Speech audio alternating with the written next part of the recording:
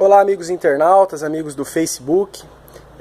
Hoje nós vamos fazer mais um estudo bíblico e a pergunta que eu lhe faço é o título da mensagem, né? O que você sabe sobre o milênio, né? Muitas pessoas sabem muitas coisas sobre o milênio e também sabem muitas coisas equivocadas. Então vou apresentar para vocês os argumentos bíblicos do que eu acredito ser o milênio. O milênio, ele é um período literal de 1000 anos, 1000 anos literais. É claro que existem os amilenistas, e eles vão vir aqui comentar, de que não é um período literal, né? Eles acreditam que os 7 anos do governo do anticristo sejam literais, mas os 1000 anos do milênio não sejam, né? Então, como é que eles podem decidir que uma coisa é literal e outra não, né? Mas a Bíblia, ela deixa bem claro pra gente, não precisa de muito debate para saber que o milênio é um período de 1000 anos literal. Muito bem, então Jesus, ele estabelece o seu reino por 1000 anos, ele governa na terra sozinho, né? E como é que isso acontece? Depois do período de 7 anos do governo do anticristo e do falso profeta na terra, Jesus volta, entre as nuvens, desce e estabelece o seu reino. E o primeiro passo para estabelecimento do governo de Cristo na terra é a destruição dos inimigos e do falso governo, né?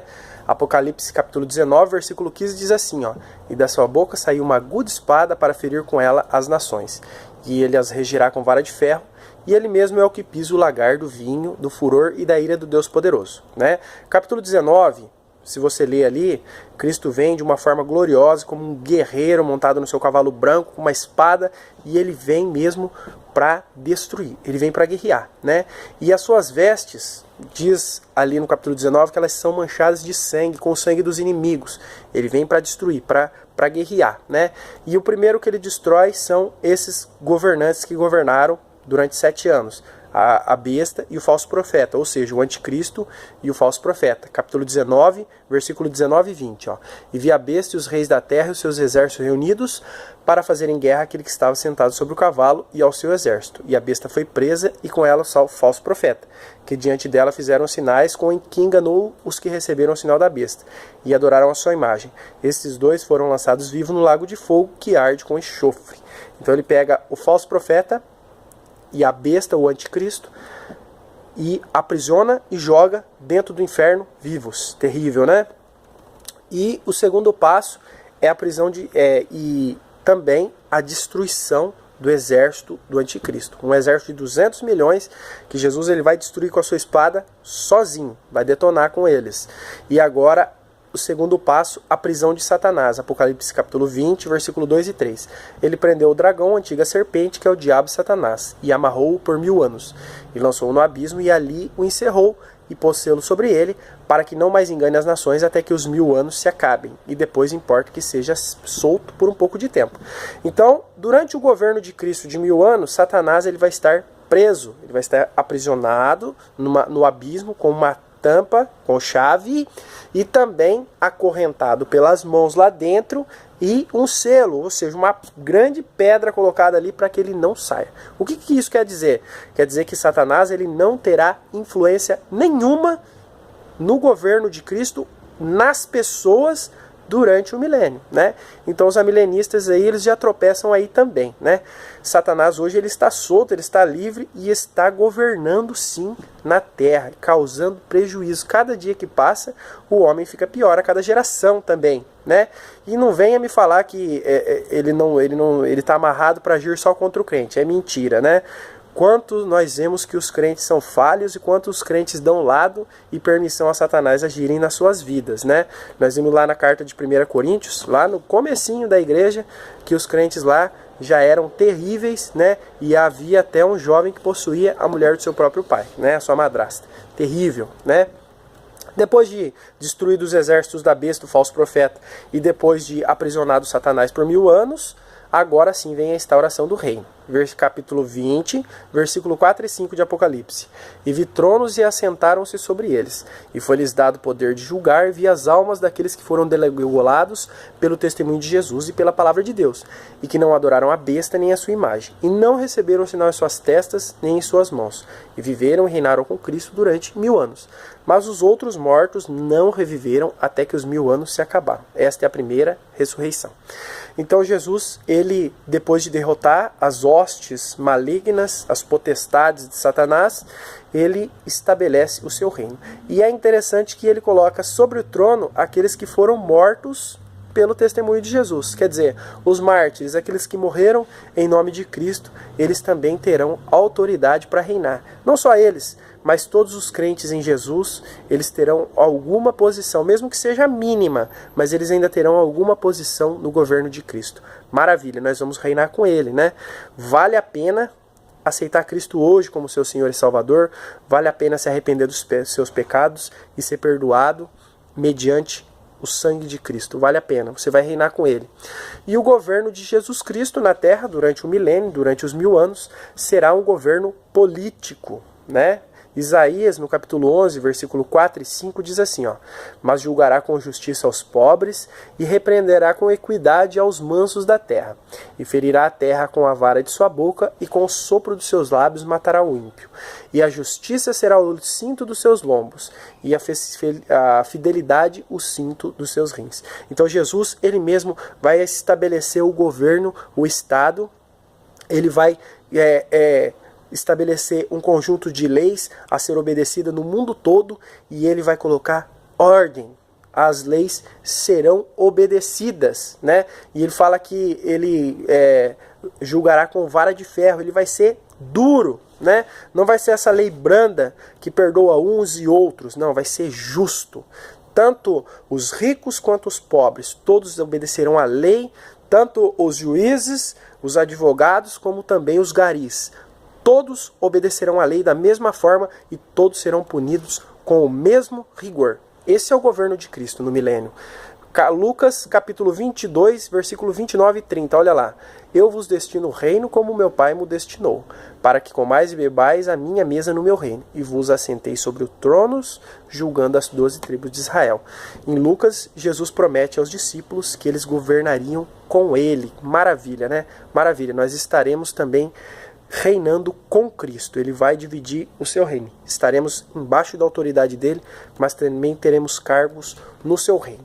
No governo de Cristo também não será só um governo político, mas será também um governo ecológico. Olha que maravilha! A criação será restaurada durante o governo de Cristo.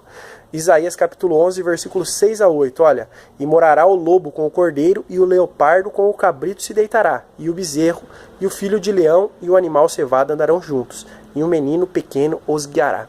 A vaca e a ursa pastarão juntas, seu filho se deitarão juntos, e o leão comerá palha como boi, e brincará a criança de peito sobre a toca da áspide, e a desmamada colocará a sua mão na cova do basilisco.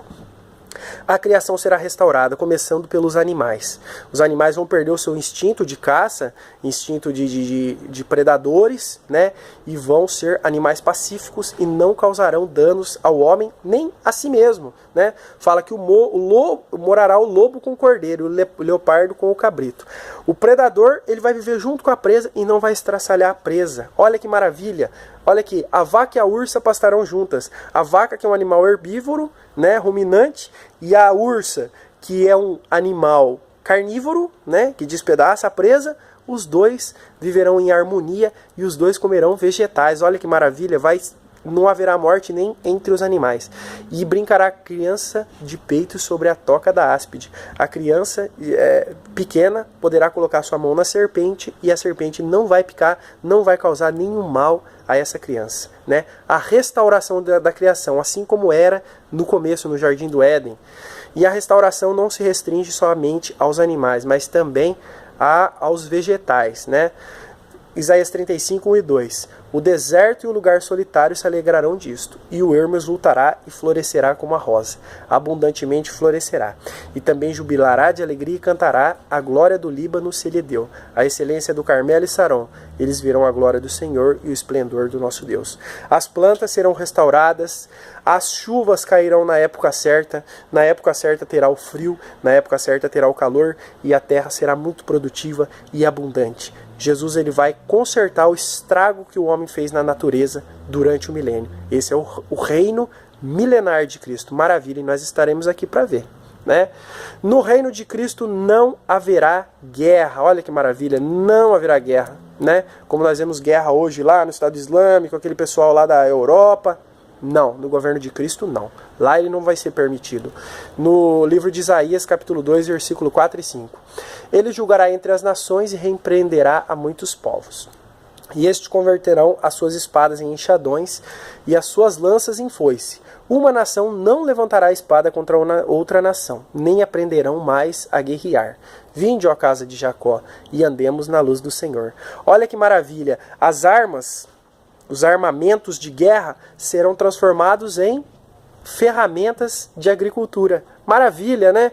O homem vai deixar de guerrear e vai cuidar da natureza, vai plantar, né? Nós vemos que no milênio haverá trabalho, agricultura, e como Deus vai restaurar a natureza, o campo vai produzir demais, vai ser muita fartura, muita riqueza na terra, porque o Senhor Jesus Cristo, Ele mesmo vai proporcionar tudo isso, e Ele vai mostrar para o homem, que é possível sim governar com justiça, com retidão, sem destruir a natureza, sem destruir os animais, sem destruir as pessoas. É possível um governo desse. Por isso que é necessário o governo milenar de Cristo. Ele precisa provar para o homem isso. E também, como Satanás vai estar algemado e amarrado e acorrentado, ele vai provar também para o homem que a maldade provém do seu próprio coração e que nem sempre Satanás é aquele que causa o mal entre as pessoas. Muitas vezes a culpa é sua mesmo. E também haverá ímpios, haverá aqueles que não são convertidos no governo de Cristo, e eles serão guiados por Cristo. Isaías 65, 19 e 20. Ó. E exultarei em Jerusalém, me alegrarei no meu povo, e nunca mais se ouvirá nela voz de choro, nem voz de clamor. Não haverá mais nela criança de poucos dias, nem velho que não cumpra os seus dias, porque o menino morrerá de 100 anos, porém o pecador de 100 anos será amaldiçoado. Aquele que obedecer, aquele que viver de acordo com o governo de Cristo, ele vai viver muitos dias, né? Cristo vai dar saúde, vai ter uma saúde sobre-humana nesse tempo. Mas aquele que desobedecer, ele morrerá cedo, né? Morrerá jovem. Esse é o governo de Cristo, né? E não vemos hoje nenhum jovem morrer com 100 anos, né? Então, realmente, o milênio ainda não começou. Então, esse é o milênio. É a restauração da natureza, a restauração da criação, um governo político justo, honesto, com equidade para todos os homens e também de obediência sem a influência de Satanás. Mas mesmo assim, findado o milênio, os 1000 anos, mesmo assim ainda Satanás ele será solto, sairá para enganar as nações, e mesmo depois da humanidade ver um governo tão justo e tão honesto, mesmo assim ainda se revoltarão contra Deus, e Jesus sim os destruirá, dessa vez para sempre, e ficarão somente aqueles que se submeteram ao governo de Cristo e o aceitaram como Senhor e Salvador de suas vidas. Ajude, compartilhe esse vídeo, que eu acredito que ele seja muito importante para muitas pessoas. E comente aí nos comentários, assim que eu puder eu vou responder. Obrigado.